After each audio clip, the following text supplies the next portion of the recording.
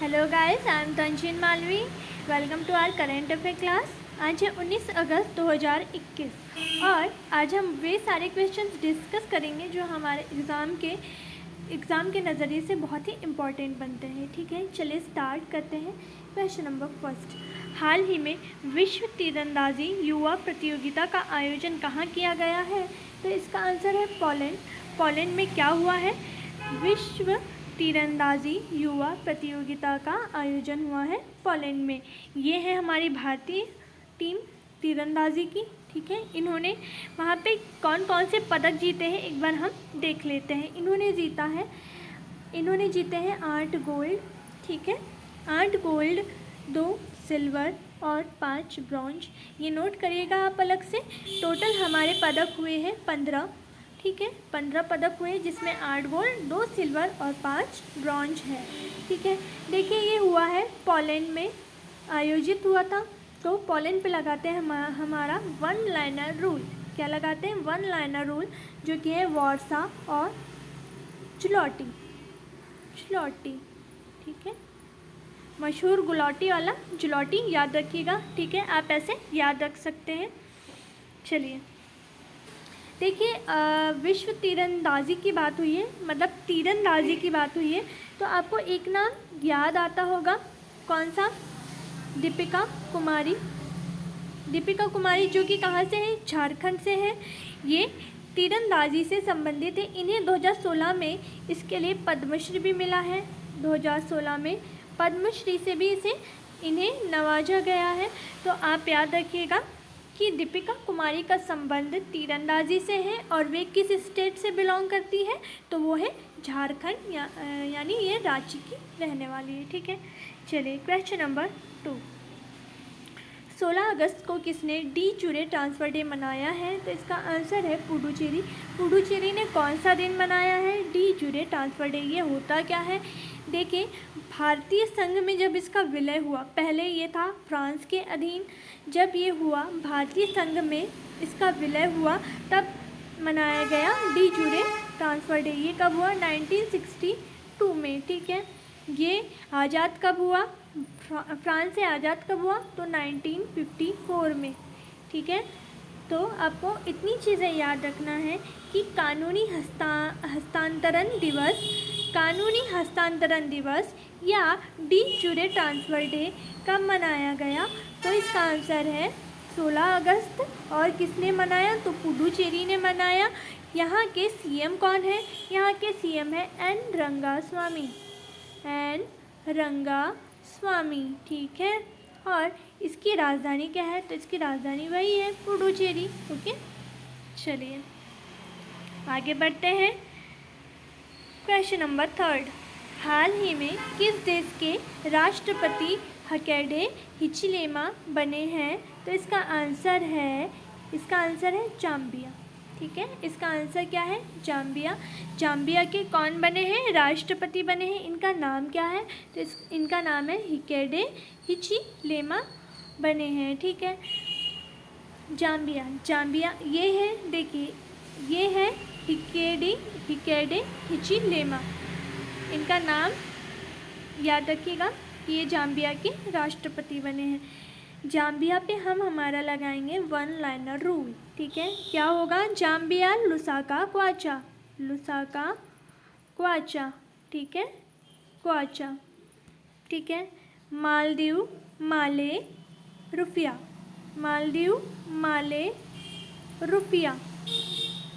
ये रुपया है। रुपया और रुपया अलग है।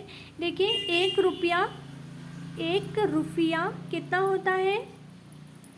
इससे आपको समझ में आएगा, 4.81 रुपया होता है। ओके, एक रुपया कितना होता है? 4.81 रुपया होता है। ठीक है, तो रुपया और रुपया अलग है, इसमें आप डिफरेंस समझिएगा। ठीक है, इंडोनेशिया जकार्ता रुपया, मलेशिया कुआलालंपुर रिंगिट। ठीक है, तो वन लाइनर रूल ऐसे लगता है। ठीक है, और अब जाम्बिया में एक चीज़ ऐड करिएगा कि जाम्बिया लुसाका क्वाचा हकाइडे हिचिलेमा। ठीक है, राष्ट्रपति का भी नाम अब हमको साथ में लेना है। इससे हमको अलग से चीज़ें याद करने की ज़रूरत नहीं पड़ेगी। ठीक है, चलिए बढ़ते हैं नेक्स्ट क्वेश्चन की ओर। क्वेश्चन नंबर 4 है, हाल ही में किस राज्य में राला मंडल अभयारण्य में नाइट सफारी को शुरू किया गया है? तो इसका आंसर है मध्य प्रदेश। मध्य प्रदेश में कौन सा अभयारण्य है? तो ये है राला मंडल अभयारण्य। ठीक है, राला मंडल अभयारण्य में नाइट सफारी की शुरुआत की गई है और ये कहाँ है? मध्य प्रदेश में है। ठीक है, देखिए असम की बात है तो असम का अभी काजीरंगा राष्ट्रीय उद्यान न्यूज़ में बना हुआ था। ये क्यों बना हुआ था? तो ये हमारे भारत का पहला ऐसा राष्ट्रीय उद्यान है जो कि सैटेलाइट फ़ोन से लैस है। ठीक है, सैटेलाइट फ़ोन से लैस होने वाला हमारे देश का पहला राष्ट्रीय उद्यान कौन सा है? Kaziranga national park. ठीक है, चलिए तो मध्य प्रदेश की बात चल रही थी। मध्य प्रदेश में टोटल कितने हैं? तो 11 राष्ट्रीय उद्यान हैं। नोट करिएगा कौन कौन से राष्ट्रीय उद्यान हैं। कान्हा, बांधव, माधव, पन्ना। ठीक है, कान्हा, बांधव, माधव, पन्ना, सतपुड़ा, पेंच, फॉसिल, जीवाश्म, संजय, वन विहार, इतने हैं हमारे। और एक कौन सा छूट रहा है? ओमकारेश्वर। ठीक है, ओमकारेश्वर। तो एक बार नोट करिएगा, कान्हा, बांधव, माधव, पन्ना, सतपुड़ा, फॉसिल, फिर जीवाश्म, फिर संजय, वन विहार और ओमकारेश्वर। ठीक है, आपको ये सारे नोट करने हैं। ठीक है, तो असम का देख लिया और मध्य प्रदेश का। मध्य प्रदेश में जो 11 राष्ट्रीय उद्यान है ये टॉप पर है कि राष्ट्रीय उद्यान के मामले में टॉप पर है। सबसे अधिक राष्ट्रीय उद्यान मध्य प्रदेश में है। ठीक है, और 3rd नंबर पे है असम में। ठीक है, देखिए आपको अब बताना है कि सबसे अधिक राष्ट्रीय उद्यान रखने वाला दूसरा सबसे अधिक राष्ट्रीय उद्यान रखने वाला राज्य कौन सा है। ठीक है, पहला तो बता दिया मध्य प्रदेश है, दूसरा आपको बताना है और तीसरा बता दिया है असम है। ठीक है, तो आप बताइएगा कि दूसरे सबसे ज़्यादा राष्ट्रीय उद्यान वाला राज्य कौन सा है। ठीक है, चलिए बढ़ते हैं नेक्स्ट क्वेश्चन की ओर। हाल ही में एमवे इंडियन ने अपना ब्रांड एम्बेसडर किसे चुना है? तो इसका आंसर है मीराबाई चानू को चुना है। किसने चुना है? तो एमवे इंडियन ने। ठीक है, देखिए जॉन अब्राहम जो है वो उसे किसने अपना ब्रांड एम्बेसडर चुना था? तो मोटो जीपी। ओके, मोटो जीपी। यहाँ पे सारे ऑप्शन से ऐसे ही रखे हैं जिसे किसी न किसी ने ब्रांड एम्बेसडर चुना है। तो जॉन अब्राहम का याद रखना है आपको, मोटो जीपी। ठीक है, चलिए वंदना कटारिया, उत्तराखंड सरकार, याद आया कुछ? लास्ट वीडियो में ही पढ़ा था। उत्तराखंड सरकार के मतलब उत्तराखंड सरकार ने इन्हें अपना ब्रांड एम्बेसडर चुना है। इसके जो सीएम है पुष्कर सिंह धामी, इन्होंने इन्हें महिला सशक्तिकरण के लिए अपना ब्रांड एम्बेसडर चुना था। ठीक है, और अभी कल ही की न्यूज़ है कि बेटी बचाओ बेटी पढ़ाओ और बेटी पढ़ाओ के लिए भी इन्हें ब्रांड एम्बेसडर चुना है। किसने? उत्तराखंड सरकार ने। ठीक है, एम एस धोनी को किसने अपना ब्रांड एम्बेसडर चुना है? तो होमलेन, जो कि एक क्या है? इंटीरियर डेकोरेशन का है, इंटीरियर डेकोरेशन की कंपनी है। उसने ब्रांड है, मतलब सॉरी ये ब्रांड है। तो इसने अपना एम एस धोनी को, मतलब जो होमलेन है उसने ब्रांड एम्बेसडर चुना है। किसे? एम एस धोनी को। ठीक है, और एम एस धोनी होमलेन के पहले ब्रांड एम्बेसडर है। और मीराबाई चानू का आपने अभी अभी पढ़ा कि एमवे इंडिया ने इसे अपना ब्रांड एम्बेसडर चुना है। वंदना कटारिया कौन है? तो वुमेंस हॉकी टीम की खिलाड़ी है। क्या है? खिलाड़ी है। ठीक है, और वुमेंस हॉकी टीम की कप्तान कौन है? तो आपको नाम याद रखना है, रानी रामपाल। ओके, रानी रामपाल। ठीक है, मीराबाई चानू कौन है? मीराबाई चानू है मणिपुर की रहने वाले, और इन्होंने टोक्यो ओलंपिक में क्या जीता है? इन्होंने जीता है सिल्वर। ओके, टोक्यो ओलंपिक में मीराबाई चानू ने वेट लिफ्टिंग में सिल्वर पदक हासिल किया है। ठीक है, चलिए बढ़ते हैं नेक्स्ट क्वेश्चन की ओर। हाल ही में किस देश के उपराष्ट्रपति ने अपने आप को कार्यवाहक राष्ट्रपति घोषित किया है? तो इसका आंसर है अफ़गानिस्तान। अफ़गानिस्तान के हालात अभी आपको पता ही होंगे कि अफ़गानिस्तान में क्या चल रहा है। यहाँ पे चल रहा है तालिबान। ठीक है, यहाँ पे क्या चल रहा है? तालिबान चल रहा है। तालिबान का शासन चल रहा है। तालिबान ने काबुल पर जैसे ही अपना कब्ज़ा किया था, वैसे ही अफ़गानिस्तान पूरी तरह से इनके कब्ज़े में आ गया था। ठीक है, और तालिबान लोग क्या कर रहे हैं? तालिबान लोग यहाँ पे हुकूमत कर रहे हैं अब। ठीक है, इनके डर से राष्ट्रपति जो थे यहाँ के, कौन? अशरफ गनी, नाम याद रखना है आपको। अशरफ गनी ने अपना देश छोड़ दिया। ठीक है, मतलब ये भाग गए वहाँ से और अपने आप को राष्ट्रपति पद से इन्होंने इस्तीफ़ा भी दे दिया। ठीक है, अब वहाँ के जो उपराष्ट्रपति थे, ठीक है, वहाँ के उपराष्ट्रपति कौन थे? अमरुल्लाह सालेह। ठीक है, अमरुल्लाह सालेह ने अपने आप को कार्यवाहक राष्ट्रपति घोषित कर लिया है। देखिए, ये वहाँ का लॉ ही है, वहाँ का ऐसा संविधान ही है कि अगर किसी कारण से यहाँ के राष्ट्रपति की मृत्यु हो जाती है, या ये अपना राष्ट्र त्याग देते हैं, या इन्हें सज़ा हो जाती है, या फिर कुछ गलत कर लेते हैं, तब ऐसी स्थिति में जो वहाँ के उपराष्ट्रपति होंगे यानी अफ़गानिस्तान के, वे अपने आप को राष्ट्रपति घोषित कर सकते।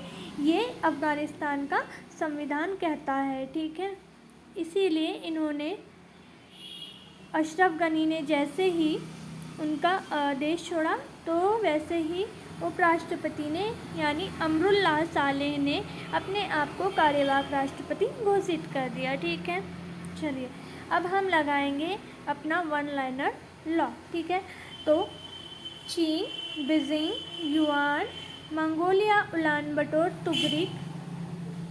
तुगरिक है। ठीक है, यहाँ की करेंसी। जापान, टोक्यो,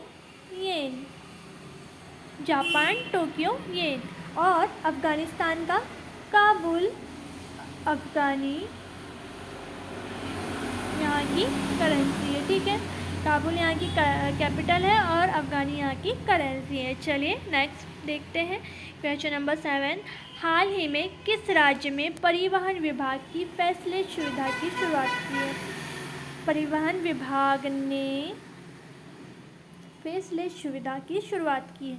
देखो, पहले हम परिवहन विभाग की फैसलेस सुविधा के बारे में जानते हैं, उसके बाद आंसर समझेंगे। ठीक है, देखिए क्या होता है कि परिवहन विभाग जो है उसके अंतर्गत जो भी हम काम करते हैं, जैसे कि ड्राइविंग लाइसेंस अगर हम बनाने जा रहे हैं तो हमको वहाँ पे विजिबल होना पड़ता है, मतलब वहाँ पर हमको अपना फेस दिखाना पड़ता है, मतलब वहाँ पे हमको प्रेजेंट लगानी पड़ती है, हमारे साइन होते हैं और पता नहीं तमाम चीज़ें होती हैं। और जैसे गाड़ी वगैरह की आरसी वगैरह जो रहती है, यानी रजिस्ट्रेशन सर्टिफिकेट वगैरह जो प्रिंट कराने वाला जो काम होता है, वो भी हमको वहाँ पे जाके करवाना होता है। तो अभी इन सब चीज़ों से मुक्ति के लिए, ठीक है, दिल्ली की सरकार ने क्या किया है कि परिवहन विभाग की जितनी भी फेसलेस सुविधा थी, जितनी भी फेस वाली सुविधा थी, उनको फेसलेस कर दिया है। ठीक है, अब आपको वहाँ पे जाने की ज़रूरत नहीं है और आपके काम सारे ऑनलाइन हो जाएंगे। ठीक है, आपके सारे काम ऑनलाइन हो जाएंगे परिवहन विभाग से जुड़े हुए। ठीक है, फेसलेस सुविधा से आपको याद आया होगा, मध्य प्रदेश में भी अभी यही हुआ है। EFIR स्टार्ट की गई है, यहाँ पे पहल की गई है EFIR की। ठीक है, EFIR क्या होती है? आपको घर बैठे FIR दर्ज करानी है। ठीक है, इसमें आपको मोबाइल से ही सारी चीज़ें बता देनी है कि कहाँ पे क्या हुआ है आपके साथ में, ठीक है। ये आपकी एफआईआर दर्ज कराएंगे और आपके पास में एक प्रति भी भेजेंगे, यानी एक कॉपी भेजेंगे, जिससे आपको पता चल जाएगा कि आपकी एफआईआर दर्ज भी हुई है या नहीं हुई है। तो मध्य प्रदेश में हाल ही में अभी ईएफआईआर की शुरुआत की गई है, ठीक है। तो आपको ये पता होना चाहिए, ठीक है। तो दिल्ली में क्या हुआ है, अभी दिल्ली में परिवहन विभाग ने फैसलेस सुविधा की शुरुआत की है। चलिए नेक्स्ट देखते हैं। क्वेश्चन नंबर 8, हाल ही में किस राज्य सरकार ने घोषणा की है कि वे भारतीय हॉकी टीम को 10 वर्षों तक आधिकारिक तौर पर संरक्षण देंगे? तो इसका आंसर है उड़ीसा। उड़ीसा के जो सीएम है कौन है, नवीन पटनायक, ठीक है। नवीन पटनायक यहाँ के सीएम हैं, इन्होंने घोषणा की है। देखिए 2018 से ये भारतीय हॉकी टीम को संरक्षण देते आए हैं और अब ये 10 वर्षों तक ये जारी रखेंगे, बस इतनी सी बात है, ठीक है। देखिए अभी अभी टोक्यो ओलंपिक से जब भारतीय और महिला दोनों हॉकी टीम आई तो इन्होंने उनका स्वागत किया, ठीक है। और उसी स्वागत समारोह में इन्होंने ये घोषणा की है कि 10 वर्षों तक ये आधिकारिक तौर पर इन्हें संरक्षण देंगे, ठीक है। तो आपको याद रखना है कि ओडिशा की गवर्नमेंट ने ऐसा किया है, ठीक है। अब ओडिशा पे हम अपना वन लाइनर लॉ लगाएंगे। उड़ीसा भुवनेश्वर नवीन पटनायक गणेशी लाल, ठीक है, नोट कर लिया, ठीक है। चलिए बढ़ते हैं आगे। हाल ही में किस सोशल मीडिया संस्था ने तालिबान और तालिबानों का समर्थन करने वाले सभी सामग्रियों को हटा दिया है? तो इसका आंसर है फेसबुक। फेसबुक ने क्या किया है, जो तालिबान लोगों का समर्थन कर रहा है या तालिबानियों का समर्थन कर रहा है उनको फेसबुक से हटा दिया है। और क्यों हटाया है, तो देखो तालिबान अभी हमने बात की कि अफ़गानिस्तान में इन्होंने आतंक मचा के रखा है, ठीक है, इसलिए फेसबुक ने ऐसा कदम उठाया है, ठीक है। फेसबुक की बात है तो फेसबुक के बारे में हमको 2-3 चीज़ें पता होनी चाहिए कि ये कब इसे कब फाउंड किया गया। तो 2004 में इसे फाउंड किया गया। इसके सीईओ कौन है, तो मार्क जकरबर्ग इसके सीईओ है और इसका हेडक्वार्टर कहाँ है, तो कैलिफोर्निया यूएसए में है, ठीक है। चलिए इतना आपको पता होना चाहिए। देखिए बाकी के जो ऑप्शंस हैं उनके बारे में समझ लेते हैं। ये जो टिकटॉक है पहले नंबर पर, किसमें सबसे ज़्यादा यूज़र्स इसी के हैं, किसके, टिकटॉक के। हाल ही में एक रिपोर्ट आई तो सबसे ज़्यादा टिकटॉक को उपयोग करने वाले यूज़र्स हैं। सेकंड नंबर पे है क्या, सेकंड नंबर पे है इंस्टा, ओके। थर्ड नंबर पे है व्हाट्सएप एंड फोर्थ नंबर पे है एफबी, ठीक है। तो आपको ये पता होना चाहिए कि अभी 1 अरब मिलियन व्यूवर्स वाले इसके मतलब यूज़र्स कितने हैं, तो 1 अरब इसके यूज़र्स हैं, ठीक है। 1 अरब इसके यूज़र्स हो गए हैं और ये टॉप पे चल रहा है, ठीक है। तो पहले पे टिकटॉक है, दूसरे पे इंस्टा नहीं है, सॉरी व्हाट्सएप है, तीसरे पे इंस्टा है और फोर्थ पे है फेसबुक, ठीक है। चलिए बढ़ते हैं आगे। हाल ही में किस पेट्रोलियम कंपनी ने डोर टू डोर डीजल की होम डिलीवरी शुरू करने की पहल की है? तो इसका आंसर क्या है, इसका आंसर है भारत पेट्रोलियम ने इसकी शुरुआत की है। भारत पेट्रोलियम कॉरपोरेशन लिमिटेड, पूरा लिखना है यहाँ पे, भारत पेट्रोलियम कॉरपोरेशन लिमिटेड ने इसकी शुरुआत की है, ठीक है। ये क्या करेगा, door to door diesel provide करेगा। बिकॉज़ अभी कोरोना का टाइम चल रहा है, इसमें इन्होंने ये शुरुआत की है, ठीक है। चलिए आगे बढ़ते हैं। देखिए लास्ट वाले वीडियो में हमने आपसे क्वेश्चन पूछा था कि हाल ही में किस राज्य में 4 नए जिले बनाने की घोषणा की गई है? तो इसका आंसर है छत्तीसगढ़। छत्तीसगढ़ सरकार यानी भूपेश बघेल ने अभी हाल ही में एक घोषणा की जिसके तहत 4 नए जिले और 18 नई तहसीलों का निर्माण किया जाएगा, तहसीलें बनाई जाएगी, ठीक है। तो आपको पता होना चाहिए कहाँ की सरकार ने किया है, छत्तीसगढ़ सरकार ने ये कदम उठाया है, ठीक है। चलिए अब बढ़ते हैं आगे के क्वेश्चन की ओर। देखिए छत्तीसगढ़ पे हम अपना वन लाइनर लॉ लगाते हैं। छत्तीसगढ़ रायपुर भूपेश बघेल एंड अनुसुईया उइके, ठीक है। चलिए एक लाइन में याद रखना है, छत्तीसगढ़ रायपुर भूपेश बघेल अनुसुईया उइके, ठीक है। चलिए नेक्स्ट बढ़ते हैं हमारी होमवर्क की ओर। हाल ही में शांति का सर्वोच्च सम्मान अशोक चक्र किसे प्राप्त हुआ है? तो आपके पास में 3 ऑप्शंस है, आपको बताना है कि इस वर्ष 2021 में शांति का सर्वोच्च सम्मान अशोक चक्र किसे प्राप्त हुआ है। आपको इन तीनों में से एक आंसर देना है और बाकी के जो बचे हैं 2 ऑप्शन, उसमें आपको बताना है कि ये किसे मिले हैं और किस लिए मिले हैं, ठीक है। चलिए आज के लिए इतना काफ़ी है। अगर आपको हमारा वीडियो पसंद आता है तो आप लाइक करिए और सब्सक्राइब करिए, बेल आइकन पर क्लिक करिए ताकि आपको नोटिफिकेशन तुरंत मिल जाए, ठीक है। बहुत सारे लोग बोलते हैं कि नोटिफिकेशन नहीं मिलता है, आप लोग बेल आइकन पर क्लिक करिए, उसके बाद ही आपको नोटिफिकेशन मिलेगा, ठीक है। चलिए और सब्सक्राइब करिए, लाइक करिए, ओके, ठीक है। थैंक यू सो मच, मिलते हैं नेक्स्ट वीडियो में।